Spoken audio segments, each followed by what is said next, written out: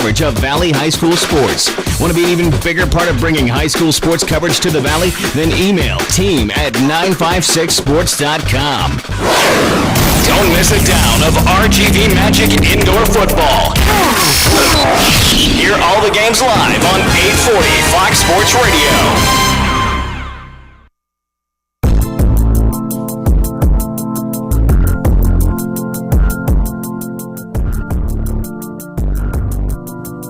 Welcome back to the Huddle on 840 Fox Sports Radio.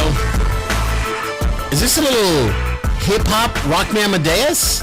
Is that what we're rolling there? It's like the dance mix. Hey, get to the German part. I can't say it, but I just make my own words up. I cut all the German parts out. Rick's not a fan of German. No, I love German. I lived in Germany for 3 years. Really? I like Germany. Man, you and Jake, you guys have traveled the world. Argentina, Germany, South Dakota. I've been all around the world from London to the Bay.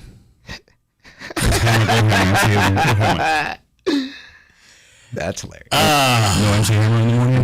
No Hammer in the morning. Getting my update from Serie A Soccer. Inter is up, or they're tied at 1 with Cagliari. That's happening as we speak. So I don't know if you caught it. This morning, I was up ridiculously early and watching a little ESPN, and they have the bottom line, the scroll. Did you know that Isiah Thomas was fired from Florida International University? Are you aware of that? I saw that last night. Did you see his quote? That he is shocked and surprised that this has happened. It's the first time he's been fired for basketball reasons. He has got to be the stupid. All right, where do you put him with Michael Jordan? Who's the worst basketball GM businessman? Because I mean, Magic's got to be the best of that era. Magic Johnson, yeah. Well, he just bought the LA Dodgers for $2.1 billion. Isiah Thomas, he owned the CBA for a while, and it flopped. Yeah, I remember. He was going to save it. Remember that? Yeah, he was the savior of the CBA. And he had to sell it back to every one of the owners for $1. Really? Yeah, because they were in the hole that bad. Wow. And then you had when Florida International came and they picked him up and they said, we want you to be after his problems with the Knicks, with the Knicks and the Madison Square Garden and the whole sexual harassment there.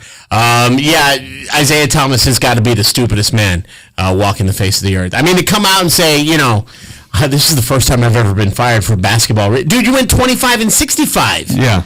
8 wins this year. Yeah, they never got more than 11 wins, I don't think, the whole time he was there. Well, do you remember when they introduced him? They didn't even call him Isiah. Like the president of the school called him I don't know what it was. He liked Israel or something. Yeah. Like they didn't even know his name. They was like, hey, you think you can sell some tickets? We're going to bring you in. That's all it was for. It was a gimmick. I think they knew that he wasn't going to win, but they thought he'd bring in people. They only brought in, if you listen to ESPN, I missed it. They only brought in 1,000 people per game. Yeah, they said they thought that he would sell a lot of tickets, and I think their average attendance was barely over 1,000, like 1,047 or something like that. To see Zeke. Yeah, they said they sold like 500 season tickets was all for the whole 3 years. There's a reason he didn't make the first dream team. Yeah. There's a reason why he's an idiot, too. Yeah. It's probably because of his mouth. Yeah. He's a moron. Wow. So that was part of the big news of the day. Sherryland alum, South Texas, Northern Mexico native, Jaime Garcia, picked up the first win for the Cardinals this past season yesterday. Don't know if you caught that. Spoiled the victory for the first game for the Marlins, right? For the Miami Marlins. The Miami Marlins in their new stadium. Yeah. So hats off to Mr. Garcia on that one. I know that we have a couple of Jaime Garcia fanatics that enjoy the show. So congratulations to him and the Cardinals and the success that they're having. Even with a new manager, that Cardinal machine just keeps on rolling. And Albert Pujols went hitless in his debut for the Angels. Well, they were playing probably one of the best teams in baseball. Kansas City? Yeah. Hey, Kansas City's Bruce Chen's pretty good, especially at the beginning of the year. They're pretty good. Kansas City's good, rock solid for the first 7-8 games of the season. And then they go, okay, we can't compete. No, they're going to start trading their guys to the Yankees. We're going to trade our guys to the Yankees for 2 future prospects. Right. That is so wrong. What about the new uniforms the NFL put out this week? Here's the one difference I saw, the swoosh. Yeah. See, I thought they were going to come out with like Virginia Tech style stuff. When I heard Nike was going to be doing, Oregon, like the fancy kind of stuff, and they went basically. They were like, you know what? Let's just stay. Apparently, Green Bay said, "Leave our stuff alone." Because Nike, we want to sexy. Right. We want to bring sexy back, and Green Bay said, sexy in Green Bay. Put the swoosh on it and leave everything else the same. Yeah. And that's what they did. The only really drastic one was Seattle. What did they do there? And they went to those fluorescent green numbers. Yeah. Sometimes they'll wear they used to have like the fluorescent green like whole jersey. Now look like the numbers are going to be like that all the time. Right. But yeah, I mean the Steelers jersey, it's just now. And everyone was showing the gloves. Did you notice that the gloves that had all the different that you put them together, kind of like how Alabama and those guys had, and they put it together and be like a eagle, or a cowboy star or whatever. Right. Those are kind of cool. That was kind of good. My Little Pony. I thought like the Texans would come out with like some more of the Texas flag around them. I thought they like Jake said. I thought they would have been a little bit more hyped up, but it just seemed like they streamlined them a little bit. They're kind of skinnier, and I think what they did was they didn't want to rock the boat. No, I think that each NFL team, much like Green Bay, said, "Whoa, yeah, we have stuff here already. Thank you for taking this contract on." But I mean, think about Steelers, think about Cowboys, think about Green Bay Packers. These are logos and stuff that are iconic that you don't mess with that kind of thing. Yeah. I mean, like, what if the Steelers put the logo on the other side of their helmet? What if Nike would have done that? Negative people are freaking out, right? Negative red leader. What if the Browns, for Pooh Daddy over there, what if they put a dog on the side? Put like a dog or a big bee on the side. That's you're messing with tradition in that way. But I wouldn't have a problem doing like sometimes what they do with jerseys, where they instead of bringing like a throwback for one game. You wear an alternate third jersey. I like the alternate, like when the Cowboys kind of do that, like on Thanksgiving or other teams will do. I don't like when they go too throwback when it's just really ugly. I think that if they each had a style of like Oregon or those guys come out with some cool helmets, maybe for the one game, I think that'd be all right actually. Just to see what it would look like, you know what I mean? Well, no, I mean, obviously that's got its little regalia and it's got a little fanfare, and you can, throw that out there every now and then and say, this is our alternate, this is our third jersey, this is what we're going to do, and we're going to wear it for games 4 and 12, just so that you've got enough so that you cause a demand. And you know what? At the end of the day, the NFL wants to sell. Right. They want to sell jerseys. They want to sell tickets. They want to sell TV. So obviously, they're not going to water the product down by having this alternate jersey every other game. And again, another story that splashed right around the time of opening day of baseball. And took out opening day. Exactly. Well, you know what? Talking about that. I'm sorry to say, but and the Masters also kind of wiped out the old. I think baseball is on life support. I truly think baseball is on life support, and there's only a limited number of fans that are actually rallying around for it. In Maryland, the Cardinal of the Diocese of Baltimore is protesting Major League Baseball for holding opening day on Good Friday. Yeah. You gotta bring back steroids.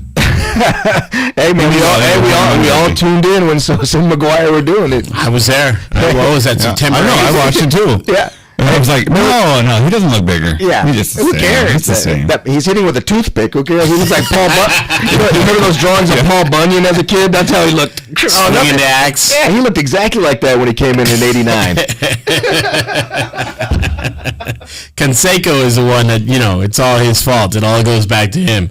And everybody called him such a jerk and such a loser and such a liar. And look who's laughing now. Yeah, exactly. Look who's laughing now. So, all right, that is just some of the stuff that's happening around the sports world. And, the Masters, you brought up the Masters. Yeah. Freddie Couples. Yeah. Tied with, I'm not going to lie, I don't know the guy's name. Yeah, I don't either. Dunzeldorf or something like that. I just like watching Tiger's meltdown yesterday. Hey, you know what? I like to, I've got a theory going on that there's a curse of the Falcons, the Atlanta Falcons. Yeah.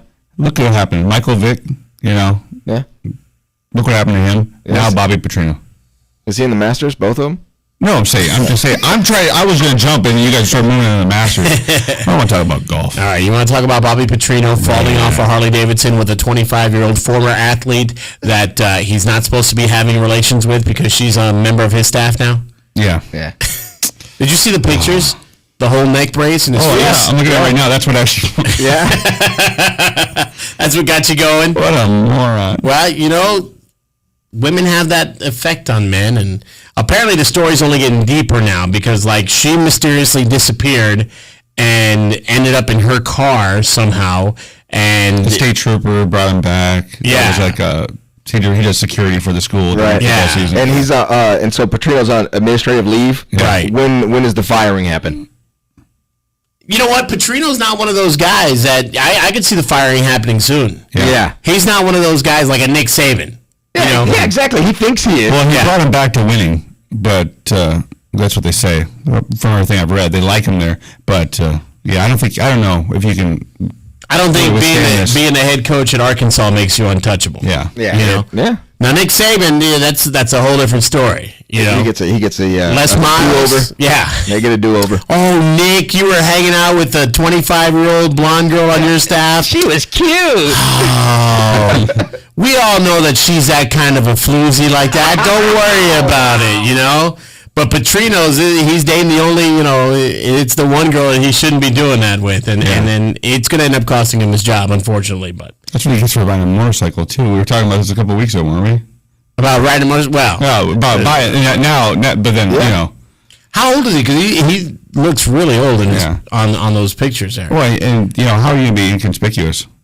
You know, let's go ride a motorcycle. Well, you know, we're wearing helmets. You know, they weren't wearing helmets. Oh. They weren't wearing helmets. It was just them, you know, taking a ride. And he's married and has a couple kids. And you're the coach of Arkansas. Yeah. Arkansas is not the biggest place on the planet. You're going to be everyone knows who you are in Little Rock. I mean, jeez, I get crazy when I see the guy on Bicentennial with his dog on his moped. Yeah. And the dog's got a helmet, but the guy doesn't, you know? Way to go, sir. Protect the animal. Don't protect yourself.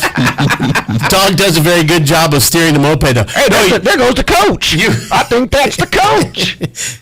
You just got to sit there and you go, what are you thinking, dude? You're not invincible. You can't pull one of these things off and get away with it. But obviously, Bobby Petrino thinks that he can, and he can manage to get her done like that. But firing has got to be imminent. I'm not calling for it. I'm not saying that the guy's got to go.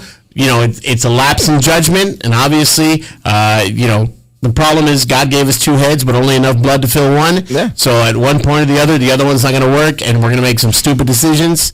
And I think Petrino did that on his own. Yeah. It just happens like that. It's the Huddle on 840 Fox Sports Radio. What are we doing, boys? Where are we going? Are we? Let's take a quick break real quick, and then we'll grab Coach Pompa on the phone. All right, we'll take a timeout. We'll pause for commerce. Coach Eliseo Pompa of the Mackay Bulldogs stepping into the Huddle next on 840 Fox Sports Radio.